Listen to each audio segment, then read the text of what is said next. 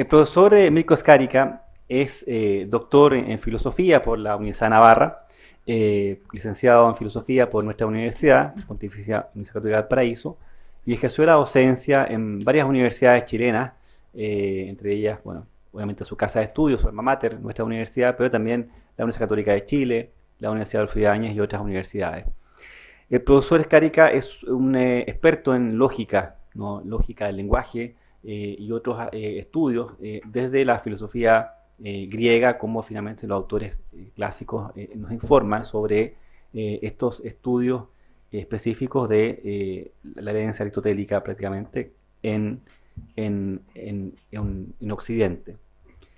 En la participación del profesor Skárica también en nuestra Semana de Estudios Romanos ha sido también muy constante, ¿no? En los últimos años ha participado en casi todas las versiones, aportando la mirada filosófica, como Roma también de alguna forma aporta no solamente la guerra, la diplomacia, la política, también la filosofía, la retórica y la creación, ¿no? Intelectual desde esta disciplina. Profesor Skárica, le damos la bienvenida, muchas gracias por estar con nosotros y la ponencia se titula El estoicismo en Roma. Gracias. Me estaba preparando para los Panamericanos y se me cortó el tendón de Aquiles. Así que no me van a ver en los Panamericanos.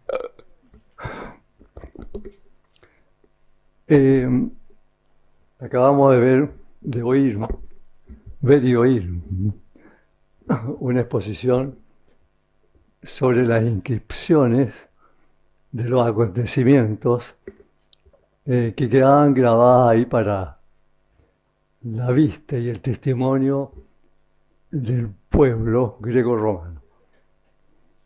Estábamos viendo lo que pasaba en Roma. Y ven ustedes cómo habían inscripciones en griego, en romano, etc. Y de ahí la pregunta, ¿quién ganó al final? Justamente aquí yo voy a hablar del estoicismo. Es un tema que tiene que ver con la filosofía. Significa con algo que está destinado a la reflexión. O sea, no son lo que va quedando expresado y escrito, no está hecho para que se dé testimonio de un hecho o de un acontecimiento, sino que son ideas que están destinadas a la reflexión. A eso están destinadas. Y es lo que ocurre con todo el pensamiento filosófico.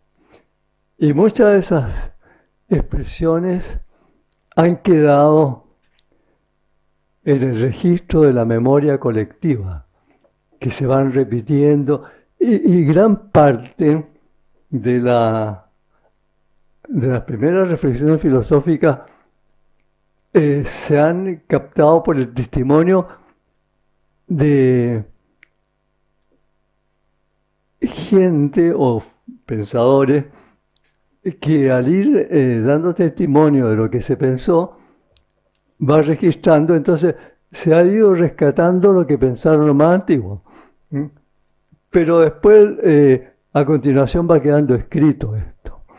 Entonces vamos a hablar a partir, no de estas inscripciones que son muy valiosas, que dan testimonio de los hechos, sino de lo que ya después va siendo escrito a partir de la filosofía griega especialmente, especialmente con Sócrates, ¿no? Porque no escribió, Platón, Aristóteles y así sucesivamente, hasta llegar a Roma. Bueno, uno de los temas filosóficos que tiene que ver con el mundo greco-romano es el estoicismo. Yo he preguntado a veces a personas, me dicen, ¿de qué vas a hablar? Del estoicismo. Sí, yo, sobre todo a gente más joven, ¿no? ¿con qué asocian el estoicismo? Con esa posición un poco fuerte, dura, frente a los acontecimientos, de tal manera que uno es capaz de soportarlo. Eso es muy en resumen lo que sería el estoicismo, pero es mucho más. Bueno, empiezo entonces a hablar del estoicismo enfocado especialmente a lo que ocurre en Roma. El movimiento filosófico llamado estoicismo no es específicamente romano, sino más bien griego. Pero tuvo una acogida en Roma que permitió que se difundiera de tal modo que desde y a través de los estoicos romanos pasó a formar parte de la cultura occidental. De modo que los primeros cristianos vieron en las ideas estoicas un asidero racional para sus ideas religiosas. Este solo hecho, el del desarrollo del estoicismo en Roma, me ha impelido a tratarlo en estos días dedicados a los estudios romanos. Los tres filósofos que dan inicio al pensamiento filosófico griego conocido como estoicismo son Zenón de Sitio, Cleantes de Asos y Crisipo de Solos. Como ustedes ven, estos son personajes que pertenecen al mundo que está fuera de la ciudad de Roma, evidentemente, y en Grecia, en Chipre, en todas esas partes. Sitio, Asos, Solos. Como dije, si bien es una doctrina filosófica griega propiamente tal, no puede pasarse por alto su influencia en Roma. Veré pues primero el estoicismo en su origen en Grecia, brevemente y a continuación su acogida en Roma, porque no se entiende el estoicismo en Roma si no es a partir de lo que se originó en Grecia. El estoicismo toma su nombre del lugar en que Zenón de Sitio, el fundador del estoicismo, daba sus lecciones, del lugar en que Zenón daba sus lecciones. Esto no las daban en un centro de filosofía como hoy en día. La filosofía parten entregándola en plazas públicas. Entonces Zenón de Sitio daba sus lecciones en el pórtico, que en griego se dice stoa, de ahí viene estoicismo. O sea, ubicándolos por lo que se agrupan junto al pórtico. Pero como en el ágora griega hay varios pórticos, esta es la stoa poikile, que podría traducirse como el pórtico o la columnata pintada, que está ubicada en la zona norte del ágora de Atenas. Ahí se reunía entonces Zenón con su gente en Roma. Perdón, sí, porque pasan a hablar no, esto en Atenas. O sea, él parte en Atenas. Si bien las enseñanzas del estoicismo se extendieron a varios campos de la filosofía, entre ellos el de la lógica, porque los estoicos fueron los primeros que desarrollaron la lógica proposicional que hoy día es acogida por la lógica matemática. Por allá comenzó. Entonces, si bien se extendieron a varios campos de la filosofía, entre ellos al de la lógica, su gran acogida se debió a sus enseñanzas sobre moral o ética. Para entender la moral estoica debemos conocer el contexto en que se origina. Así que me remonto entonces un poco más antes de estas personas hacia Sócrates en el siglo V y IV a.C. A partir del siglo V a.C., más o menos, los griegos se ven inmersos en un abandono de los valores ancestrales y experimentan un rechazo de las enseñanzas tradicionales, como ocurre en toda cultura. Hoy no podemos decir que hoy en día valoramos lo que nos enseñaron tradicionalmente. No, hay un rechazo. Bueno, pasó eso al siglo V a.C. En medio de lo que podemos calificar como un desconcierto, Sócrates aparece proponiendo un nuevo modo de entender las normas morales y sus motivos para cumplirlas. O sea, hay muchas otras ideas, pero aquí aparece Sócrates. Tal nuevo modo podría denominarse una ética de las virtudes. Virtud en griego, arete o excelencia. La cuestión para Sócrates es cómo ser uno excelente como ser humano, en sentido moral. Esto es un ser bueno, justo, piadoso también. Sócrates pretendió establecer una ética o moral fundada en la razón. Sabemos que Sócrates fue ejecutado por sus ideas, que fueron consideradas perturbadoras para la convivencia cívica y en especial para la juventud. Su juicio público quedó reseñado por su discípulo Platón en su Apología, la Apología de Sócrates.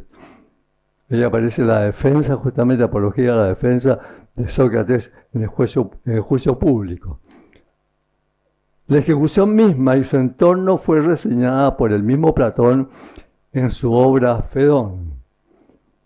Allí aparece detallado, todo el momento en que Sócrates toma el veneno que tenía que tomar por su ejecución y cómo se junta con sus discípulos y los combina a que sepan aceptar la justicia y la muerte. Tras la muerte de Sócrates surgieron por entonces varios idearios morales, junto con ellos el estoicismo, que acogió las ideas fundamentales de la ética socrática. Eso muy resumido de lo que pasa con Sócrates, que es el que inicia esta enseñanza de la moral basada en las virtudes. Entre ellas la virtud de la justicia, fundamental para los griegos.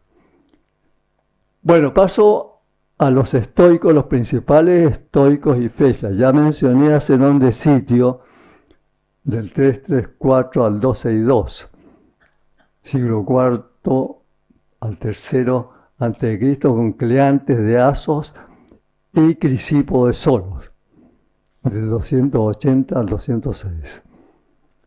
Como puede verse por las fechas, estos autores que se denominan estoicos enseñan su moral en el contexto que he descrito, en el que se vieron insertos, siguiendo entonces un poco lo que había enseñado Sócrates y había recogido su discípulo Platón, y que va a influir después en Aristóteles.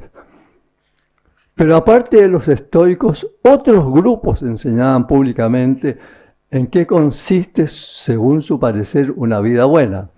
Así se juntaban otros maestros que enseñaban cómo vivir la vida moralmente y que valiera la pena como ciudadano especialmente. Entre ellos están los epicúreos, que proponen una ética contraria a la socrática y a la estoica también, debido a que no se basan propiamente en una fundamentación racional, especialmente, no solamente en el desarrollo de las virtudes, sino que no aceptan que una ética tenga un fundamento racional. Epicuro, del 341 al 270, siglos IV a III a.C., este fundó su escuela en las afueras de Atenas. Ya tenemos entonces aquí que Epicuro, que era otro, fundó su escuela en las afueras de Atenas en un edificio con un jardín, por lo que se les conoció como el jardín. Ya ves, los del pórtico, los del jardín o el quepos. Los sentimientos de placer y de dolor sirven para Epicuro como un criterio axiológico, o sea, como para determinar cuáles son los fundamentos morales, con que se distingue el bien del mal y para saber cuál es la regla de nuestro actuar. El auténtico placer consiste, según Epicuro, en la ausencia de dolor en el cuerpo y de perturbación en el alma. La muerte, para Epicuro, es la mera disolución de los átomos que configuran el compuesto alma-cuerpo, de modo que se extinguen en la nada. La eternidad para él no tiene sentido alguno, tampoco lo tiene la idea de Dios. Y evidentemente entonces que su criterio axiológico, como dije, o sea, su fundamento moral consiste en que hay que buscar el placer en diversos sentidos. Podríamos decir que en cierta manera es como John Stuart Mill contemporáneamente. Pocos años después de la fundación del jardín de Epicuro, al acabar el siglo IV a.C., nace en Atenas la escuela entonces fundada por Zenón de Sitio. Zenón de Sitio, ahí ya llegó al estoicismo propiamente tal, porque el otro es Epicuro, que está en el contexto, y Sócrates más anteriormente, etc.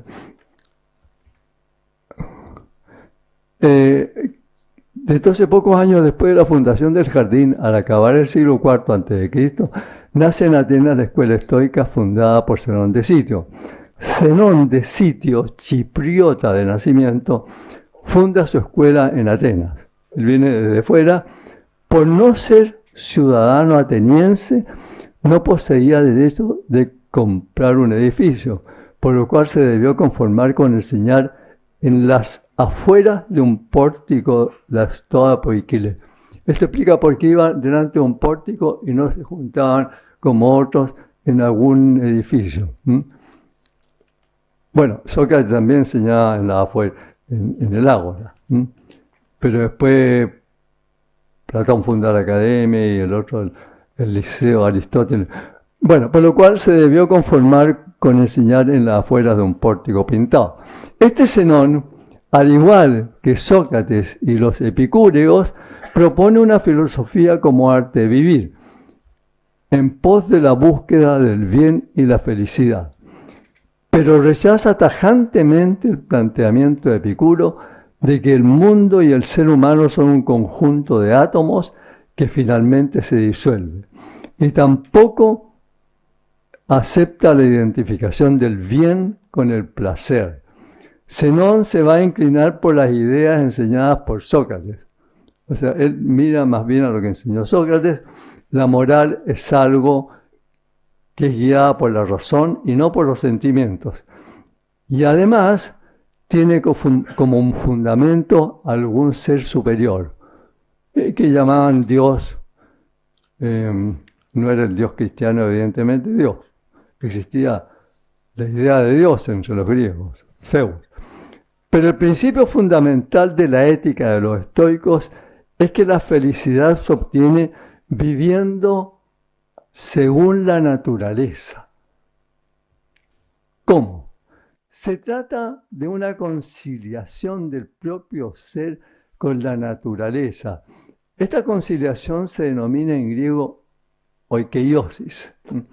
En la naturaleza posee cada ser humano, al igual que los otros seres, su ámbito que le es propio. O sea, el ser humano es un ser de la naturaleza, como los otros.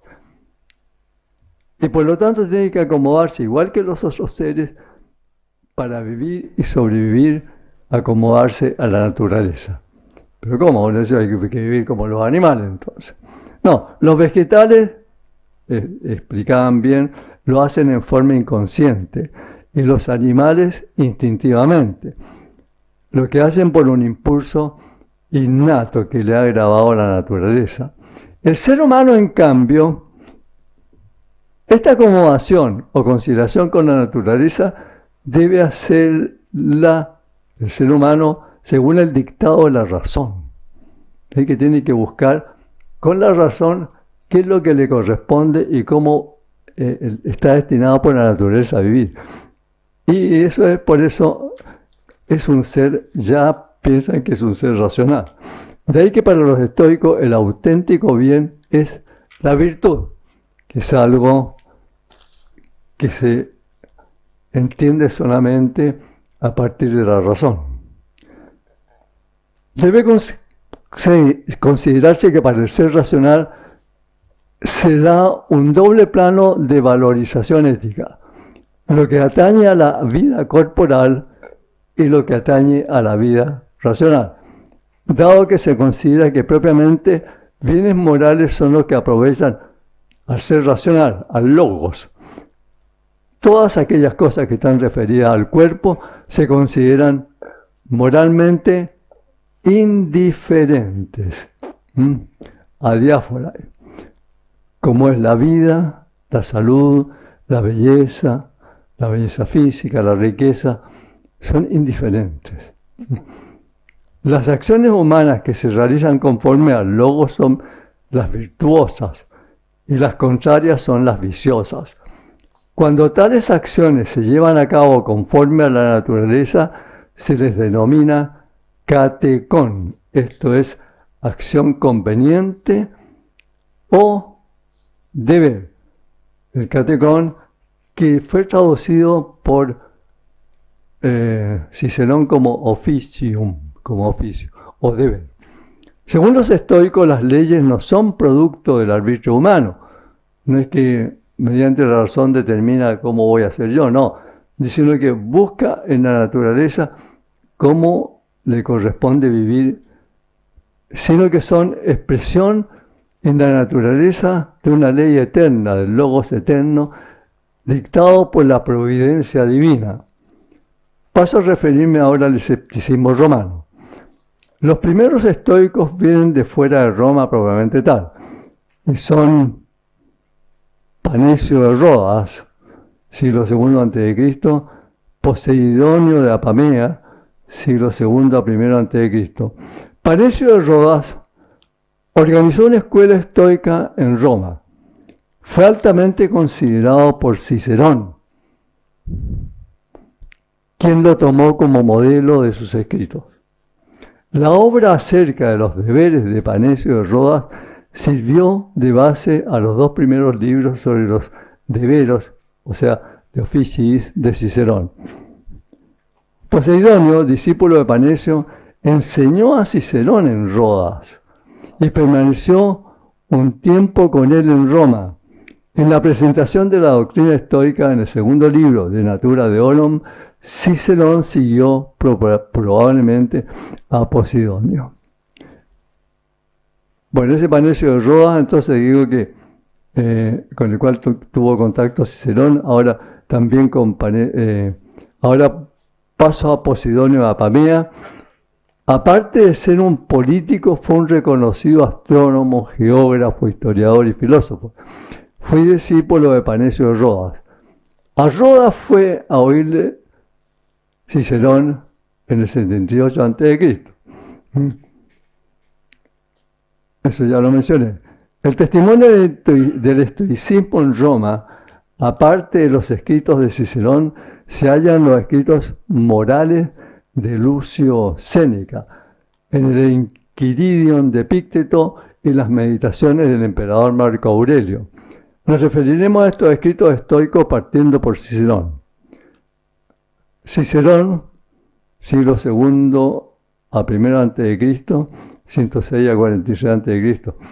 En el verano del año 44 a.C., la situación de Roma era muy agitada. Ustedes saben mejor que yo qué pasó en Roma en todas esas fechas. Y por qué Cicerón al final fue ejecutado. Cicerón se veía excluido de la vida política en ese momento. Un año antes su hija Tulia había fallecido al dar a luz. Ahora su hijo Marco se hallaba en Atenas. Él se embarcó en Pompeya rumbo a Atenas con la intención de unirse a su hijo, pero debió volverse, pues se abría la posibilidad de su inserción en la vida política. Lanza su primera filípica contra Antonio. La presencia de Cicerón era arriesgada. Se retira entonces a sus propiedades rurales y dedica todo ese tiempo, el 44 años antes de Cristo, ese par de años, a escribir. Y él lo dice, que escribe como nunca. Escribe justamente el libro de Officiis, de los deberes, que propiamente es un escrito estoico, y de Senectute, sobre la vejez. La obra de Officiis es conocida como sobre los deberes. La dedica a su hijo, que se encuentra hace un año en Atenas. En dicha dedicatoria le exhorta a su hijo Marco que se empape de la cultura griega, en especial en lo que atañe a la filosofía y a la retórica. En esta obra dedicada a su hijo habla sobre un tema fundamental para la vida, esto es el de los deberes, necesarios para llevar una vida virtuosa como ciudadano. Le pone el principio estoico que es convenienter naturae vivere, vivir conforme a la naturaleza, que equivale a vivir virtuosamente. Cicerón se ocupaba al mismo tiempo de la segunda filípica y del diálogo de Senectute sobre la vejez, que dedica a su amigo Tito Pomponio. En De Officiis, Cicerón refleja claramente su admiración por la filosofía moral y política de los griegos, en especial el estoicismo. Para la redacción de Officiis se sirvió de la obra de Panecio, a quien mencioné, la obra Peritu Catecontos, que es sobre los oficios, sobre los deberes. Catecon, deber. Ahí viene la palabra catecismo, que enseñan los deberes religiosos. Ahora, la obra de Cicerón tomó el título Officium, de Officium. ¿Qué entendía por catecon Panecio? ¿Y qué entendía por Officium Cicerón? Panecio entiende que es lo que se debe hacer, el acto debido, que como tal es ordenado por la razón y es conforme a la naturaleza. A diferencia de los animales que tienen una disposición natural a actuar conforme a los instintos, el ser humano actúa conforme a su naturaleza racional, como mencioné antes. De ahí que para actuar deben tener un motivo imperado por la razón. El actuar del ser humano ha de ser, por tanto, de naturaleza virtuosa, es decir, prudente, justo, magnánimo y temperado. Podríamos decir que para los estoicos, el modo como debe uno comportarse moralmente está inscrito en el corazón, lo que se debe sacar a la luz mediante la razón. O sea, la providencia divina, al, digamos, estatuir al hombre en la naturaleza, le ha puesto en su corazón cómo debe vivir. Esa es la idea de fondo.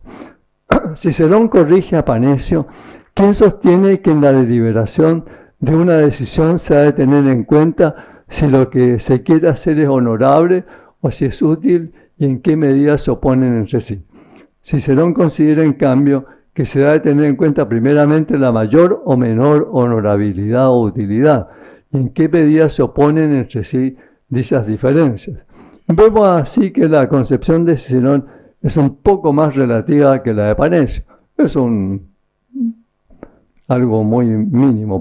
En todo caso, lo que importa para ambos es que lo que se debe hacer ha de adecuarse a lo que dicta la naturaleza de la razón humana. Dice Cicerón en De Officiis a su hijo que para los estoicos el sumo bien consiste en vivir en concordancia con la naturaleza, que es un actuar virtuoso, o sea, lo que mencioné antes lo dice aquí en los deberes. Otra obra de Cicerón en que se aprecia su mentalidad estoica es de Senectute, sobre la vejez. Sobre esta obra me referí in extenso en las semanas pasadas, en las semanas romanas, por lo que ahora señalaré solo los puntos principales. Está escrita al mismo tiempo que de los deberes. Cicerón la dedica a su amigo Tito Pomponio, apodado Ático.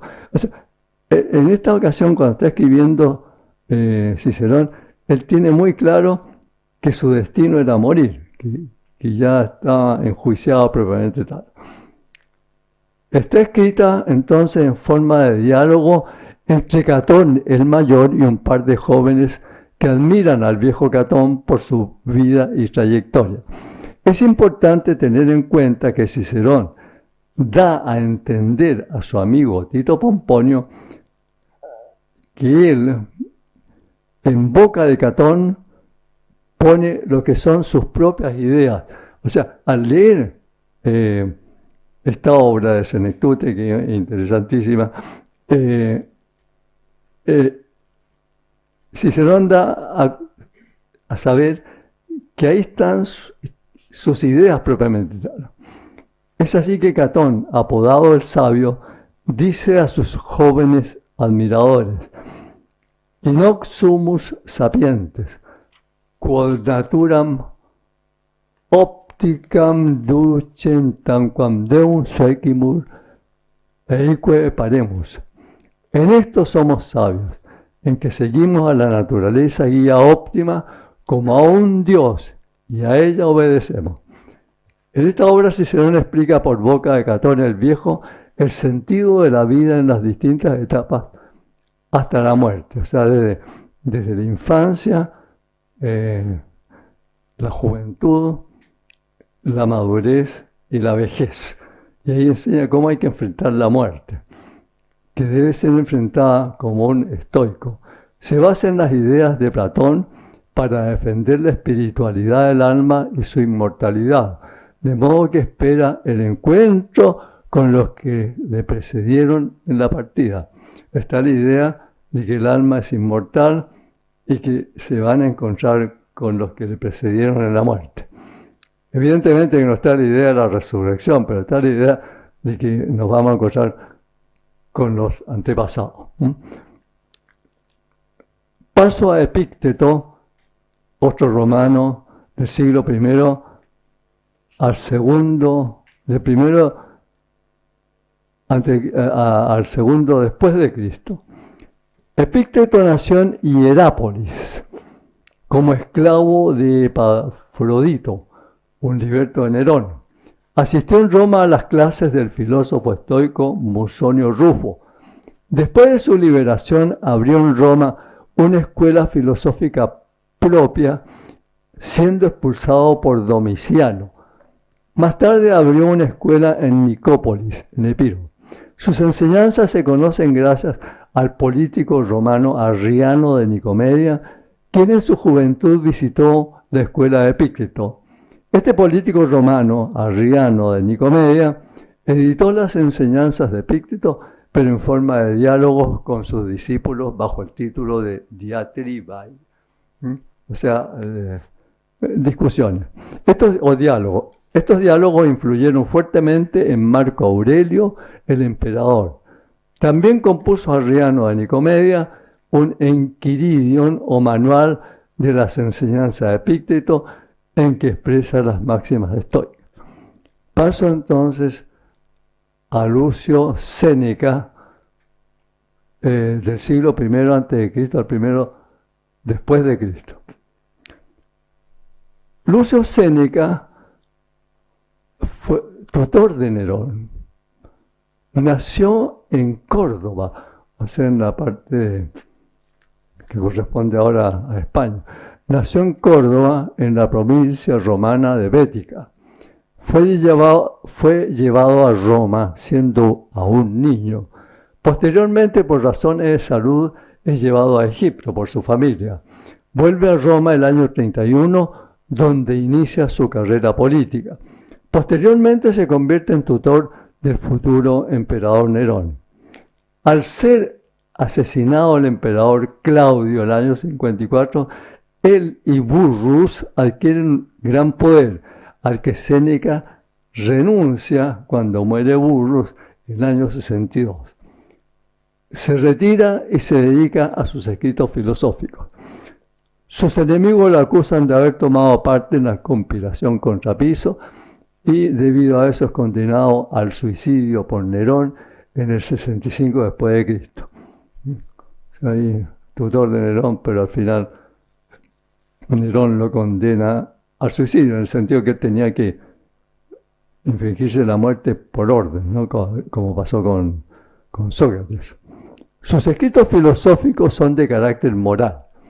Entre sus obras se hallan, entre otras, de vita beata, de la vida bienaventurada, de tranquilitate animi, de la tranquilidad del espíritu, de brevitate vitae, de la brevedad de la vida, entre algunos. Séneca declara en De la vida bienaventurada que no se ha de seguir lo que piensa la mayoría, dice ahí claramente. Dice allí con cierta ironía, comillas, cuando se trata de la vida bienaventurada, no has de responderme como se acostumbra en las elecciones.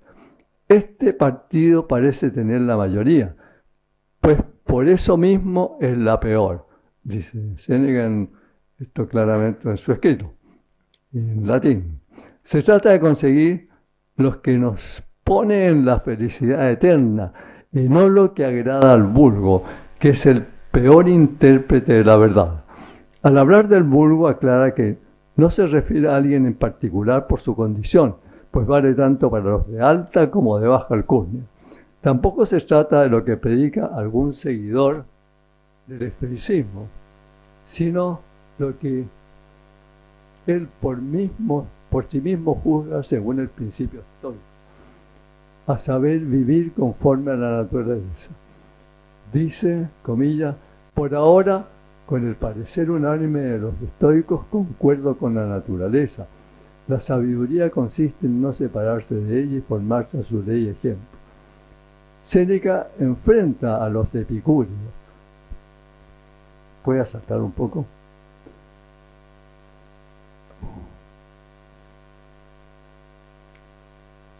Termina diciendo, hemos nacido bajo un reino, la libertad, que consiste en obedecer a Dios. Ahora, en la tranquilidad del espíritu hay un pasaje referido al deseo de saber.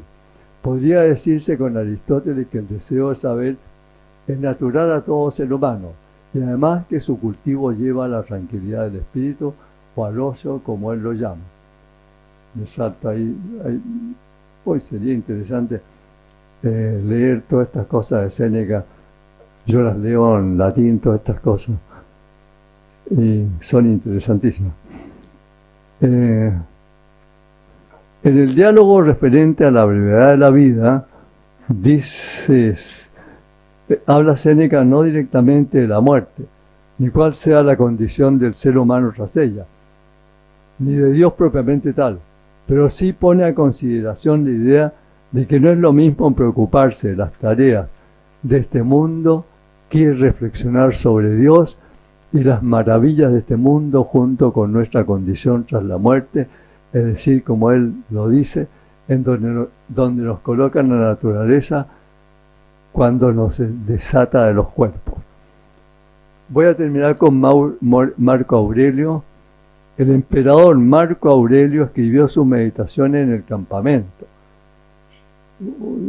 Ustedes ubican a Marco Aurelio seguramente por una película. Gladiador. Su obra principal se titula Ta eis auton, que significa a sí mismo, es decir, soliloquio. Está escrita en griego, no en latín. Es que el griego era como para nosotros, ahora el inglés era para los romanos cultural, había que estudiar griego, y lo escribían y lo hablaban. Entonces, Marco Aurelio escribe en griego. En las páginas que inician esta obra, Marco Aurelio repasa la influencia que recibió de parte de quienes le rodearon en los primeros años de su vida y les agradece a todos ellos y por sus enseñanzas, sobre todo del ser humano, la naturaleza y la divinidad. Sostiene igual que todos los estoicos que somos parte de la naturaleza, pero él va a insistir que la naturaleza, depende de los planes de la providencia divina. Aquí se plantea una cuestión que Marco Aurelio la reflexiona, es que si somos libres, ¿cómo vamos a acatar lo que dice la providencia divina? Porque somos libres. Entonces, ese problema no se planteó, pero sí se lo van a plantear después los cristianos. Marco Aurelio distingue en el ser humano la parte biológica, que está destinada a disociarse y perecer, y la parte espiritual destinada a permanecer. Una idea central en Marco Aurelio es que los seres humanos tenemos una naturaleza común, por lo que debemos respetarnos y compadecernos unos de otros en lo que atañe a nuestras buenas y malas acciones. Otra idea fundamental es que nuestra parte espiritual está dotada de razón y es la que debe guiar nuestras acciones, como estoico. De modo que así que como hay leyes que determinan el curso de la naturaleza, hay leyes que guían nuestra vida racional. Todo ello regido por la providencia divina. Aquí voy terminando. Está claro que las ideas estoicas, en especial las de Marco Aurelio, junto con las de Cicerón, conforman páginas que inspiraron lo que más adelante se habría de conocer como el derecho natural. Hay que entender que el estoicismo no tiene un carácter religioso como el budismo, el maometismo u otras creencias. El que se plantee reflexiones sobre la naturaleza de la divinidad, la eternidad del alma humana y cuestiones afines no significa que constituya una religión. Se puede hablar de una creencia, sí, fundada en la razón, pero no de una religión. Eso sería todo.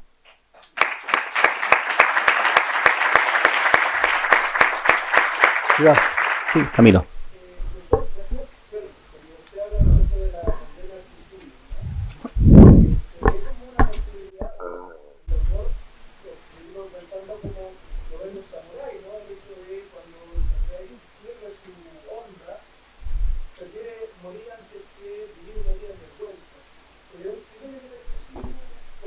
No es porque por la honorabilidad yo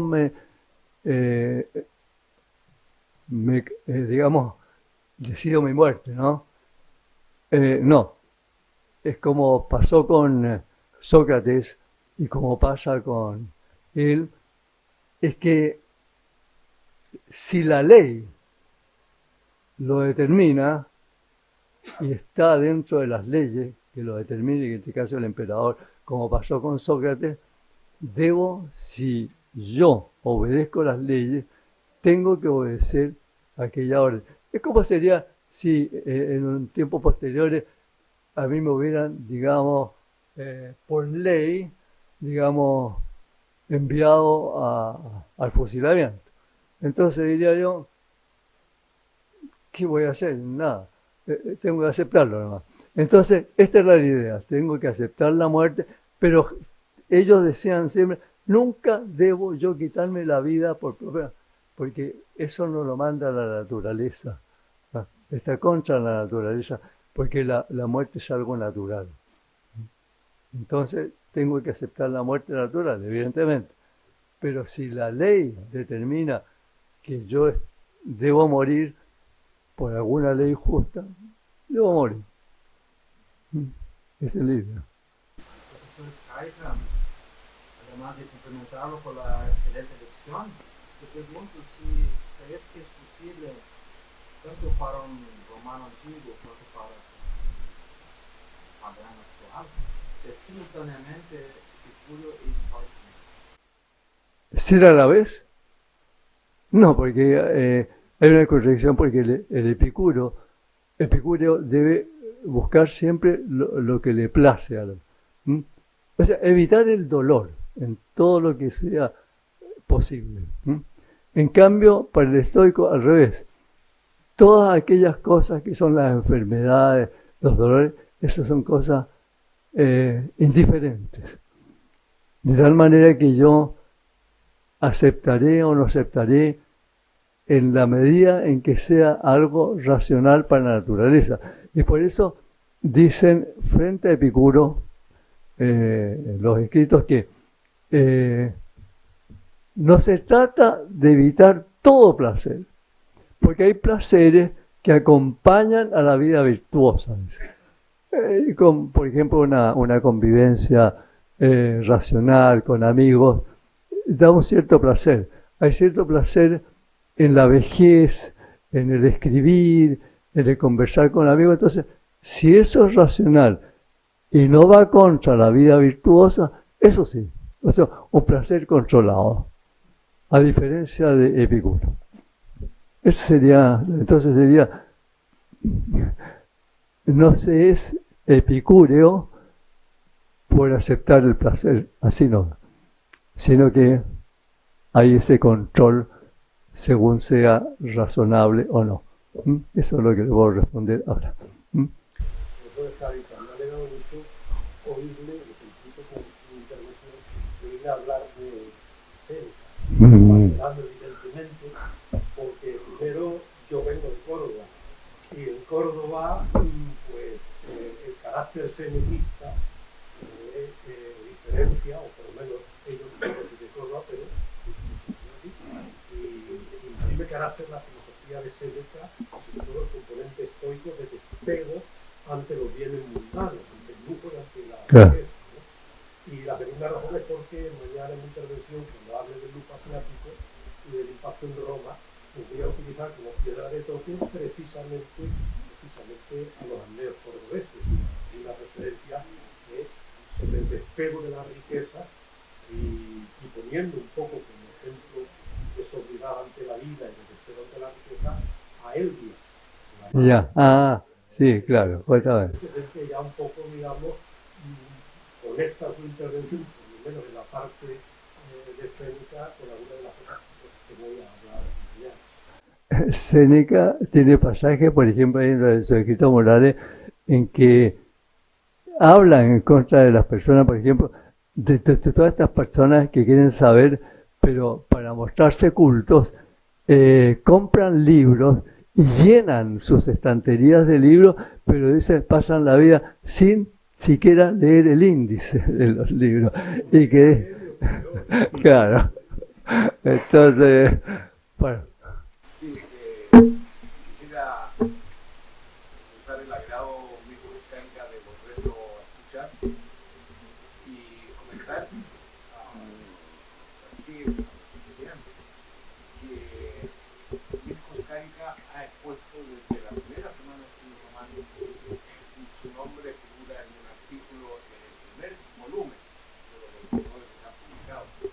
Y desde ahí ha venido ilustrándonos este tipo de temas filosóficos. Es casi el único filósofo que ha participado regularmente en estas semanas pluridisciplinarias de estudio romano. Y además, hoy día ha representado a muchos quienes se pusieron en esos años iniciales, que hoy día nos cantan a nosotros.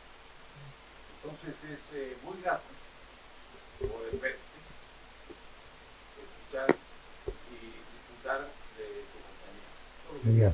Ya, muchas gracias. Entonces, a propósito, quiero recordar especialmente a quien me empujó, por así decirlo, a participar en la Semana de Estudios Romanos, que normalmente se hablaban de cosas más bien históricas, monumentarias o cosas por el estilo, pero me dijo, también se tiene que participar en filosofía y en otras cosas también, que tenga que ver con Roma, porque Roma no es solamente eso, sino que es toda la cultura.